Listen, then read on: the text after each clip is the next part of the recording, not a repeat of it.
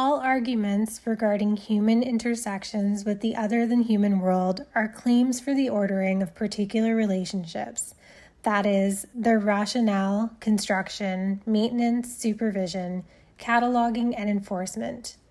This is the everyday work of biopolitics, the shaping of bodies by people, the conduct of conduct. Park theory is just another set of discourses describing how people should behave, what kinds of activities are tolerable, which are unacceptable, which are encouraged, and which punished. For example, Olmsted's pastoral parks love the idea of an English gentleman rambling on a Sunday afternoon, and hate the idea of vices like drinking and gambling. Parks regularly invoke strong and emotional debates in cities. They are often the loci for people's irritations with the complexities of urban life, but also frequently proxies for other kinds of contentions. Conversations about parks tend to evoke pissed-off opinions, often rendered in jumbled mishmashes of conflicting and conflated arguments. But more often than not, people articulate sophisticated assertions for and about the city.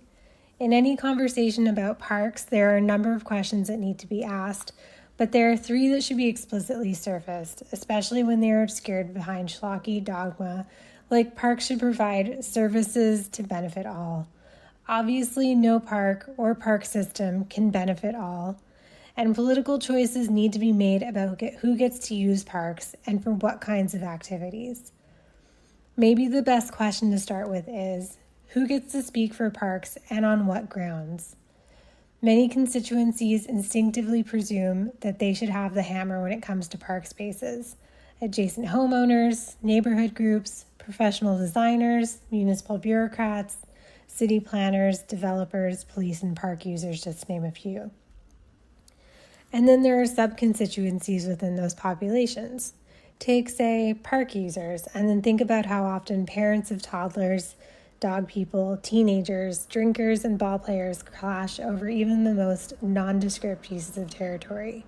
On every piece of land, there are layers upon layers of authority claimed, and competing and collaborating uses are worked out in a variety of shifting ways.